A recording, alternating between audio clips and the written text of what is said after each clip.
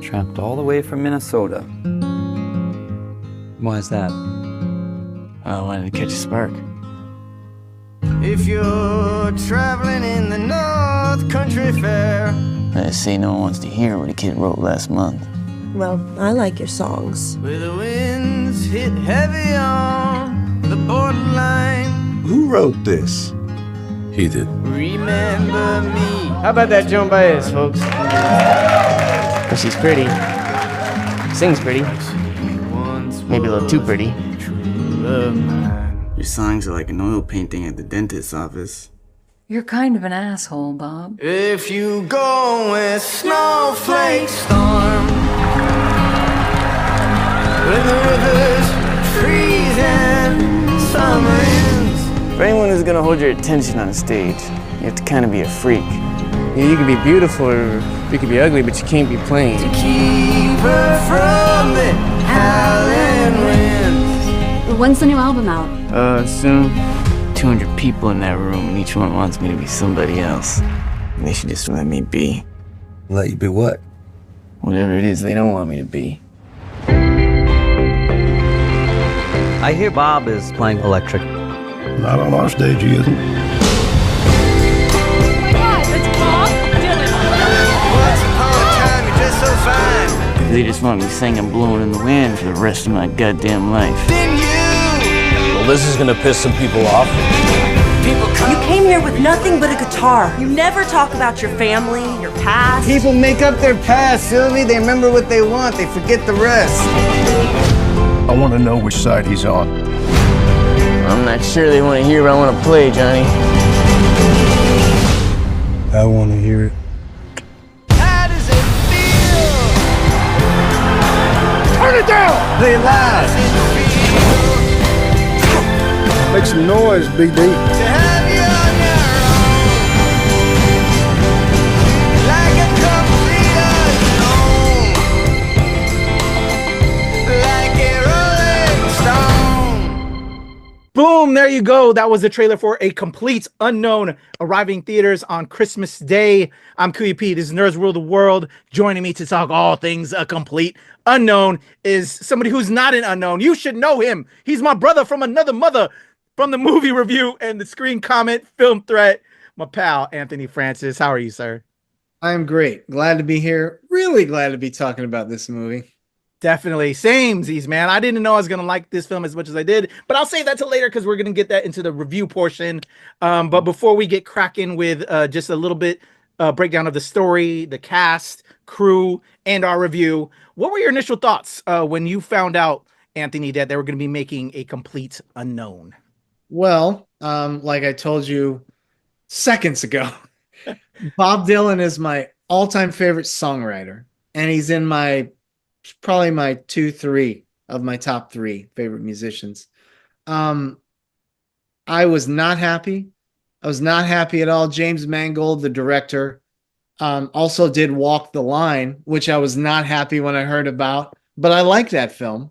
I didn't love it, but I liked it, but I loved Joaquin Phoenix as Johnny Cash. I thought he was pretty great, as close as you can get, except we're going to talk about that later when we get into this movie. This film with Johnny Cash. Yeah, so I wasn't thrilled, and I like Timothée Chalamet as an actor. I don't really understand the anti-Chalamet underground, not so underground that's out there, but I think he's a good actor. He always challenges himself. I wasn't sold. I'm like, no. He's not going to be able to do it. So, but my love for Dylan, and I like Mangold as a director, and I like Chalamet, so of course I was going to go see it. That and It's Our Job. So yeah, I wasn't that thrilled when I first heard about it, even when I saw the trailer. Okay. I feel that, and I probably echo that. I wouldn't say I wasn't thrilled. It was kind of like, okay, we'll see what it's up. I grew up on Bob Dylan. My father's a big Bob Dylan fan, like yourself, Anthony. I'm aware of Bob Dylan as a former singer. I used to, sing in a boys quartet, used to dance a lot of the time, and then songwriting, if you love music, you learn everything about music. And to me, you got to know Bob Dylan. And yeah, so I was like, okay, I'm curious. The make of James Mangold, writer director, as you said, Walk the Line. I think I saw pieces of it. I never returned to it. Walk the Line, but I'm curious because I Good. love Joaquin It's great. Phoenix. It's good though. Yeah. So per kind of what you said, might have to go check that out a little bit. Even though you said you didn't love it, but it was Good. enjoyable. I mean, right? it's a good movie. So yeah, I kind of was like, okay, let me see what's going on. I think my initial thoughts went from the trailer was with Timothée Chalamet. He's this young generation pretty boy, it guy, right? It actor. We seen him doing. I'm like, okay, decent. But Bob Dylan to me was a figure of music history, figure of pop culture history. Can he fulfill these? Can he fill these shoes? So, and that was like, I don't know. The same but thing. We'll get into that into the review. So, like you, I was somewhat skeptical because here's this actor, young male talent. Come on now, really?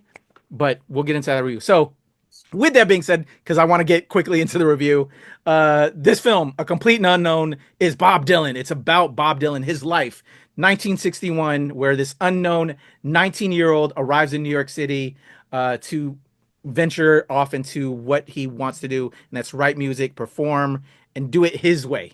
And he meets the amazing Ed Norton, who, as Pete Seeger, he plays Pete Seeger, and he helps him chart his path, introducing him to certain folks, which will then, catapult him along his way to future stardom, but also the challenges along the way. We get Joan Baez as part of his story, played by Monica Barbaro, who I think did an outstanding job in that role as well. We have Elle Fanning playing Sylvia Russo. We have a host of others. I'm just gonna leave it out there because there's way too many people to list. Oh, you know what? I want to give a shout out to Dan Fogler, who played Albert Grossman. Was he the manager? Yeah, he was like the manager later on.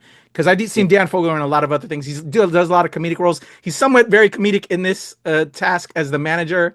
But I also thought he's memorable, and he caught my eye with all the projects he does.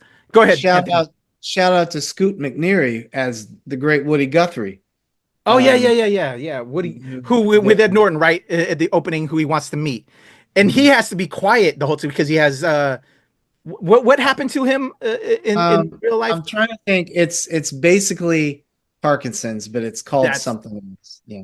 At that time, we didn't really know, I guess, in the 60s, what was happening. So that's really a short synopsis of the story. Bob Dylan, he arrives, he meets Pete Seeger, played by Ed Norton, Woody Guthrie, and he starts doing jam sessions at various New York clubs. He then becomes part of this Rhode Island festival, or was it Newport? Newport. Yeah, which is in Rhode Island, right? But it's Rhode Island. Yeah. I was like, oh, I'm right there.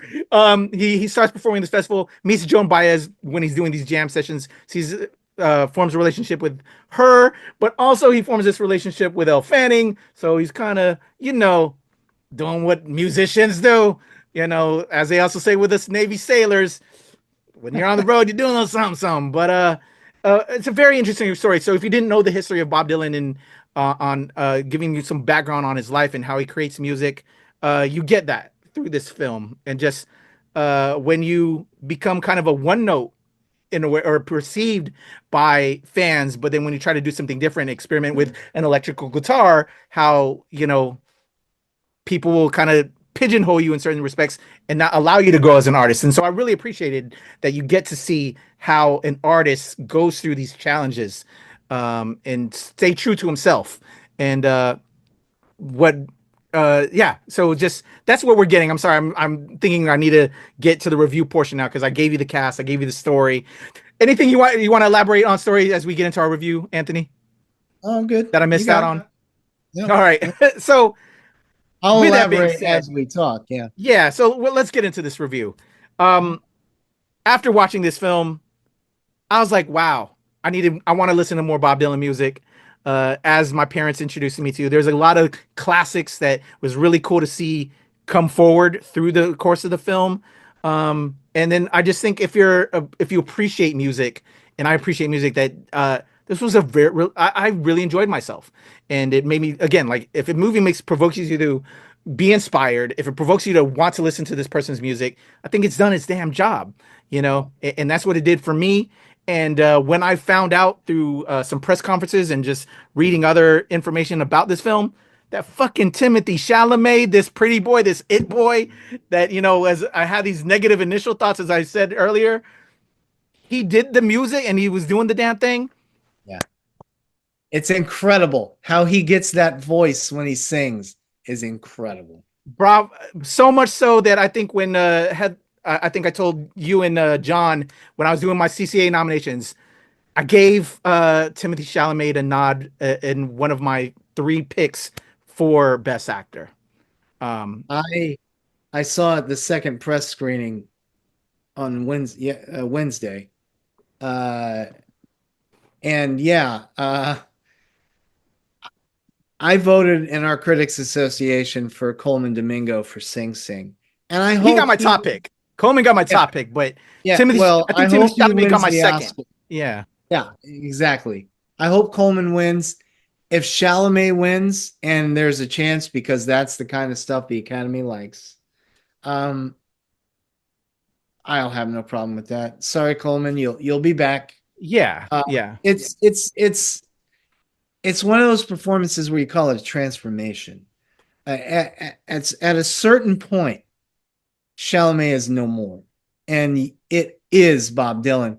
There's a moment, and I told my wife that she was my +1 the other day, and I said, because she was the same way, I like him, but I don't know, and she's as big a Dylan fan as I am, and I'm like, trust me. And I told her there's one moment. He's already morphing into Dylan, but you can still see Chalamet. I told her there's one moment, and he walks out of a door, and it's like they just killed Chalamet for the rest of the movie, and it's Bob Dylan. And it's when he first shows himself. There's that. It's almost a Scorsese shot. The camera zooms up. It cuts to 68 or 5 or something.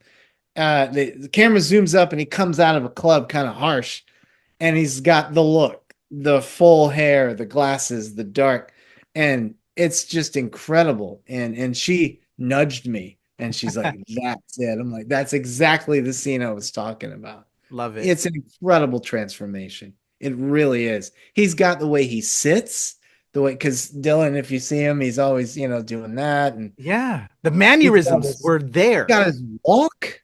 He's got the way he holds a guitar. I keep saying incredible, but it is incredible. I agree. Chalamet did. Yeah, I agree. Like I said, that's what put this film just up there for me, and it came out of nowhere. I wasn't expecting this film, and was very pleasantly surprised. Just because, like I said, my father's fan. I would watch old footage, of Bob Dylan. Again, studying music. And this fucker nailed it, dude. And to do all of that. And also, while we're shining, respect to Chalamet, fucking Ed Norton, Pete Seeger.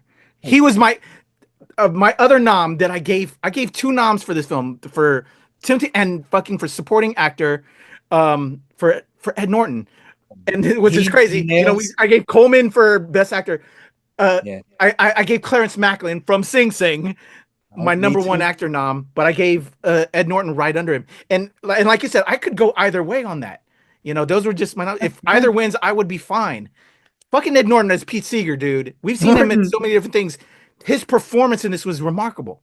He does the same thing. He becomes Pete Seeger. Yes. He's got that way of talking, kind of like a gosh, Yes. like he holds his banjo correctly. Yeah, it's incredible. And they did his nose. It's funny. They had to do both of their noses because Seeger and Dylan's noses are so, but yeah, no, I agree. Norton's fantastic. I've always thought he's a great actor, and he's given, for me, a lot of great performances, but I've never seen him morph into another person. He's always playing original characters, and he never really, for any of them, really changes his hairstyle or anything ever. But he really became Seeger. He felt different. I think that's what astounded me so much because, not to say he's playing the same role all the time, but we're kind of, it's some same, but he just felt so different in this film. Agree. Yeah, I fully agree. Yeah. yeah. He's like Norton. I think he's a great actor. I've always said he's kind of, and I don't mean in style, but he's kind of like Paul Newman. Paul Newman was a fantastic actor, great actor, but you never lost Paul Newman. It was that you always saw Paul Newman, no matter what he was doing. Yeah. Same with Norton until Pete Seeger. Yeah. Agreed. It's fantastic. What are your we've kind of meshed together. I think we're all feeling the same. Any highlights for you from A Complete and Unknown?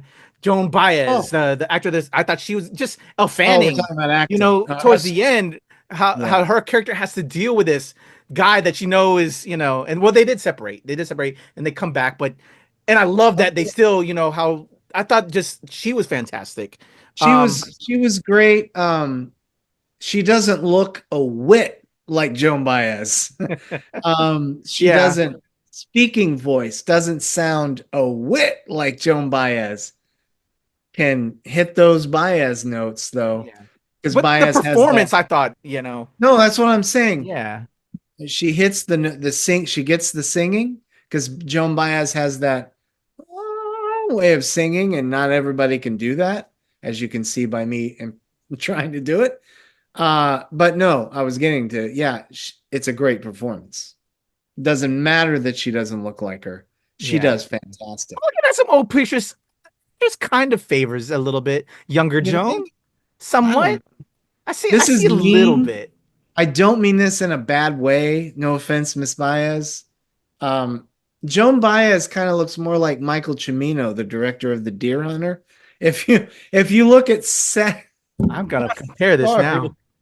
Look at him on the set of The Deer Hunter or Heaven's Gate. They have the same face. My wife gets mad at me about this. You can't deny their facial structure isn't the same. Am I wrong? I got him, folks. I'm right. I think she's still a good looking woman. I think she's beautiful. I just meant their facial structure. I don't want anybody to mistake what I said there. Yeah. No, but I like the performance. I thought she was fine. I like that she doesn't look like her at all or speak like her, but she still gives a great performance surrounded by these two who are morphing into their people, and when she's on stage, you lose it. She does, like I said about Chalamet, she holds the guitar like Baez did it. Yeah. She stands. And this is one thing I love about, as you can see how much I love this movie. I'm like, her and Chalamet both do that. Dylan and Baez, if you watch footage, have a certain way they approach the microphone when they sang. And they both get that so perfect, especially in their 3 duets they do together, which are 3 of the best scenes of the movie. They're amazing, especially that one. Remember that one? Yeah. Just turns around, goes back to her. That's fantastic. Yeah. I mean, we'll get into more, but I just thought it was outstanding. It came out of nowhere for me, and just the performances. Yeah, if there's been such a laundry list of projects this year, that it just was definitely a good year. I think music biopics. Ray stands out years ago for Jamie Foxx. Understood. I think any other year, a complete unknown would rack the fuck up. That's what it is. What I'm also sad about. We did our top 10s list, and I'm giving noms, but I don't know how well it's gonna do, and I'm curious how well it's gonna do. But I think any other year, it'd be fucking right there. I was gonna say I want to redo that show because seeing it a second time, the movie has moved into my top 5. I feel that. I can respect that. Yeah. What you said about Ray, up until this point, I was saying up until this film, Ray was the only one to do it so successfully. What you have to do in a music biopic to get it right is not just get somebody who can be the person. The screenplay has to get to the essence of their music and what their music means to them. Yes. And why they do their music the way they do. Ray, The Doors, Coal Miner's Daughter, even. All of those, that's why they're classics. Yeah. Unique. But I think this is right up there with them. I mean, you see his musical process. That was gonna be my question too. What did you think of them showing how he comes up with his music, and did you want more? Is there any critiques that you have within this as well of how they illustrated him as a performer? Yeah, no. As far as that, I have no critiques at all. I love that he'll change up a song. You didn't really get that in this, but he'll change up a song because he's angry that he has to play it, or like at the finale at the folk festival where he made history and changed that festival forever. That scene is on fire. But when they make him go back out, do one with just your guitar, and he sings, he perfectly chooses "It's All Over Now, Baby Blue." He's like, yeah, the guy with just the harmonica and the acoustic, done, And one thing I love about that scene prior is, I mean, it's famous. The first time he did that, when electric, people booed and threw shit. And that scene is amazing. It could be, if we had to list your top 5 scenes of the year, it's probably in my top 3. Nice. Because I've seen, footage. It is so perfect because at some point he aggressively, they only do 3 songs, but it's like he's pummeling the audience. He's like, louder, play it louder, when they go to the next song, because he knows they don't want it. And he's like, if you want me, this is what you're going to get from now on, and deal with it. Oh, you didn't like the first one? Listen to this. We're cranking it up. Third one, even harder. And at some point, he's just staring at the audience while he's singing, but his head's not moving. It doesn't matter what he's singing. His look is like, F you, F you, F you. This is me now, Yeah. It's just an incredible sequence. I love it so much. I don't know if you can tell. And it made me want to look, in regards to that, all of that, Anthony, thank you for saying that. It made me want to look into that footage, because as we were watching Timothée Chalamet do that on screen, like, I'm pretty sure they studied it. They got the shots right. I kind of want to have a screen comparison shot for shot. Timothy bodied that. He was fucking Bob Dylan right there in every way. And I just want to see comparisons, because I think they studied it. Fucking Timothée Chalamet studied it to all hell and knew to get the mannerisms. And I think it's going to be brilliant. And just, I'm so ready to just dive in and to just kind of see the comparison. I was really happy with what we got. And outstanding, man. Like, outstanding. Oh, it's been very quickly on the audience not accepting. After that, he started touring. Do you know the band called The Band with Robbie Robertson? Okay. You know Robbie Robertson, do you? Yeah, I've heard the name. Name. Anyway, they toured. He does all of Scorsese's music. He died last year, but okay. He picks all his songs and does the scores. But nice. They were in the band, and they named themselves because they toured with Dylan for like 2 years, and it's like, what is your name? And everybody calls us the band because he's Bob Dylan. So that when they broke off on their own, that's why they call themselves a band. But I love that. Yeah. They were touring with him right after that is when he hooked up with him. And he said their first show, they didn't know about what happened at the festival. And their first show, people were throwing shit. And they're like, I thought everybody loved Bob Dylan. What's going on here? And then they figured out it was because he went electric forever now. And he said, Robbie Robertson said they were backstage after the show, him and the band, and they're all, "Oh my God, we're on a 2-year tour. What's this is awful." And Dylan, he always did a last one with a acoustic, to give the people what they want. And they said he came in after that, and they're like, "Bob, what the hell?" And they said he was grinning. He's like, "Wasn't that great? I love this shit." And Robert Robertson's like, "What?" But it went away after a year or two. But yeah, no, they get that right, and Chalamet in that moment is just it's on fire, man. It is on fire. It's incredible. Yeah, it's like, again, it's a perfect film. I have really no think notes. it is. I have I no think notes on it. Like, I think all the performances were outstanding. The visuals, shout out to James Mangold, writer director on this. From point A to point B, he took us on a ride. He took us on a journey, and now I'm invested. That I want to learn more about the man. I want to hear more of the music and all of that. You've done your fucking job, and just brilliant. Yeah. Yeah. I mean, I'm sorry. And real quickly, like I'll throw it back to you, but like, I want to see this film with my dad, who introduced me to Bob Dylan. I want to watch this film with people that I have so many friends like yourself that are fans of Bob Dylan.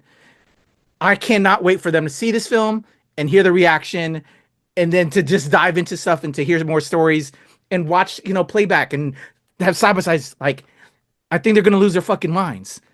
And we're all and fuck you, Timothée Chalamet. You're a good looking guy, young guy. He's gonna be a superstar. And now I feel like I'm one of these teeny boppers. Oh, you like Timothée Chalamet too? No, I don't. But yes, I do. I do. I do. And it hurts. He's so cute. I mean, he's a good actor. I fucking love the guy. But I can't wait to see it with other people that are fans. Yeah, no. I'm a fan. I won't go see a movie just because he's in it, but he always does something I want to see. Yeah. No, I want to show this to my dad too, but my dad is a movie fanatic. He hates biopics. Oh, he hates them.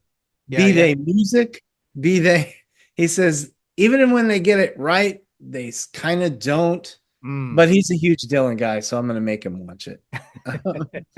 Yeah. I really think this is one of the great music biopics because I don't think a lot of great ones. There's a lot of good ones. Yeah. But this is a great one. This is up there. Great one.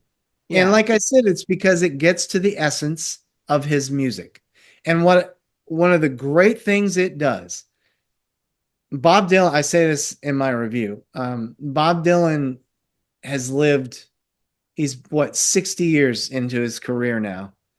He's lived 60 lifetimes because, and it shows this, he makes up shit about himself because he has fun with it. He doesn't want anybody, like the whole carnival thing, he was raised by a good Jewish family and, but it was a smart thing to only focus on this section, the beginning, and end it right when he explodes. And he exploded that night. And he was already famous, but he really just blew it up. And to take a life like his, which is, if you go through his career, all the people he's worked with, everything he's done, it's impossible to condense it. And I think that's what makes this so perfect. Yeah. They went the right way, just focusing on that part. Now, this is nuts and this isn't going to happen. But Richard Linklater did it with Boyhood. I think every 10 years, Mangold should get back with Chalamet. Okay, now we're going to do the 70s and 80s Bob Dylan. And then when Chalamet's in his 50s, okay, now we're going to do the end of Bob. Yeah, it's not going to happen, but I think that would be really cool. I'd buy the ticket. I'd buy the ticket to see it. Too. Hell yeah. Shout out to Ellie Fanning. She's fantastic in this. Her best scene for me, her best moment is when he takes her, after they've broken up, he takes her to the Newport Festival and him and Joan Baez get on stage together. And that's heartbreaking. And then you're watching her. She's like, I'll never have that connection. Yeah. That's a Oh, great scene. well said. Completely agree. Shout out to Elle Fanning. Yeah, her character is just you just feel so much pain for her. Like, You do, and it's yeah. sad. I mean, yeah, she got on his album cover. I have it. Oh, and I love how they recreated all that. The photo Yeah, shoot, that's everything. great. That was dope. Yeah. But he just couldn't. He was at the time, and maybe still now. He's 83. It's amazing. He's working on another album. Come on, hurry, hurry. But at the time, he was already so many people, Yeah. and he hadn't personally. He hadn't landed on who he was going to be, Mm, and I think she couldn't latch on to any of them. Unfortunately, her character. I can't remember her name, yeah. and Sylvie and Russo. Sylvie yes, Russo. Yeah. and like you just said, because of that, it's heartbreaking to watch her go through that because they have such a beautiful meet, Yeah. Oh and yeah. we see quickly, but good enough. We see the progression of the depth of their relationship, and then he hits a wall. And I think for him, I can't speak for old Bob. We haven't talked in a while, but I think for Dylan, he wasn't yet who he was going to be, and then he would be three, four more people. And so he couldn't he could give her this much, Yeah. but I gotta let you go here because here I'm gonna go here and I'm gonna be this guy next time. Yeah. And it just, and it's they handled that very well. It was well written, well performed, and not melodramatic in any way. And same with Baez and Dylan. Baez wrote a song called Diamonds and Rust Mhm. about her tumultuous relationship with Dylan. And Yeah. if you listen to it, the lyrics are harsh, man. She's not. I Did you gotta see check the that Dylan out. Baez documentary last year? I did not, but It's I good. definitely, yeah, I want to check all the things But out. she talks Yeah. about it. He messed her up to this day. Mm. She's in her late 70s. To this day, she is wears the mental scars of Oh, her time with Bob Dylan. wow. And that's harsh. Yeah. Yeah. He's something else. And the movie gets to all of that so perfectly. Hmm. And yeah, it's one of the best films of the year and one of the best biopics I've ever seen. Completely agree. Anthony, I'm sure we could go on long, but I don't want your son to get mad at me right now because I took you past some time. But it was a All right. pleasure, as always, reviewing films with you, my friend. And that's our review, y'all, of A Complete Unknown. Let us know what you think. Are we gushing too much? Did we not give enough critique on them and just pour all the flowers and blessings on it? When you see the film, you be the judge and you hit us up in the comments. But always a pleasure, Anthony. Where can they check you out? As always, you know how we sign off: the movie review, screen comment, film threats. You have a written review up, I'm sure, or we'll be having one on The Complete Unknown. Give I'll all the publish things. that. Yeah, I'm publishing this will be on the moviereview.com, REVUE. I'll be publishing A Complete Unknown review tonight or tomorrow. And yeah, you can check my other stuff at screencomment.com and at Instagram at both of those. So not Screen Comment, I've meshed them into one at the movie review on Instagram and X. And yeah, There you I'm go. tired of social media, man. I feel you, brother. That is my pal, Anthony Francis. Anthony, I want to challenge you, hopefully in 2025, because you got me thinking now, music biopics. What have been the greats? You know, I brought up Ray. We have this A Complete Unknown. Does that now take the lead on our list? Maybe, or can we challenge ourselves to maybe drop maybe our top 5 of music show? biopics thus far? We'll do like a special. I and kind would of just give where we love sit at that. that. I All would right? love that. Yeah. Let's do that. Hey, All right, y'all. I just want to say before we sign off, since this is my first year with you on it's been a great year. I'm happy that we met. I can't wait for the future things that we're always talking about, you, me, and John Jones from the Peach Review. I love being on this show. I look forward to more. This has been a great year. And what a movie to end it on. Definitely. Yeah. I'm glad we're no longer Out. unknowns to each other, my friend. I love you, brother. I appreciate it. It's been a wonderful year. Friend. Thank you so much of your friendship, and doing this with me out of nowhere sometimes. So I completely appreciate it. Like this one, y'all. We have just recorded Nosferatu. Go check out our Nosferatu review. And I was like, hey, let's talk about A Complete and Unknown because I love this film, and y'all just heard why. And I'm looking forward to chatting more up in 2025 with my brother Anthony Francis. His links are in the description below. Show him love. Do all the things. Subscribe. Read all his amazing work. That's my brother. I'm Kuya P. This is Nerds Rule the World. Happy holidays. Boom. Thank you.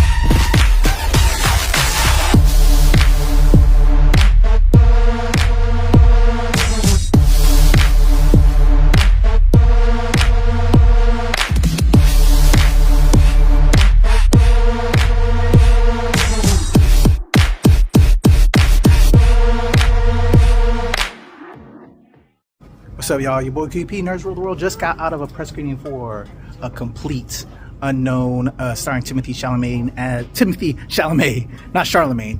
That's another show. That's the Breakfast Club. My man Timothée Chalamet is playing Bob Dylan in A Complete Unknown. Initial thoughts coming out of the joint. I thought it was fire. If you're not a fan of Bob Dylan and you just appreciate music, I think you'll appreciate this film. But if you are a Bob Dylan fan, you should be happy. Just giving you all that background story of one of the music greats, and Timothée Chalamet embodied the role. He killed it. Everybody's in there, from the actors who played Joan Baez. Just everybody in there was outstanding. Just a good time. If you're a fan of music, you're gonna dig this one. I have more thoughts. I have a full review on A Complete Unknown, starring Timothée Chalamet. It's your boy KP, Nerds Rule the World. Recommend it. Check it out.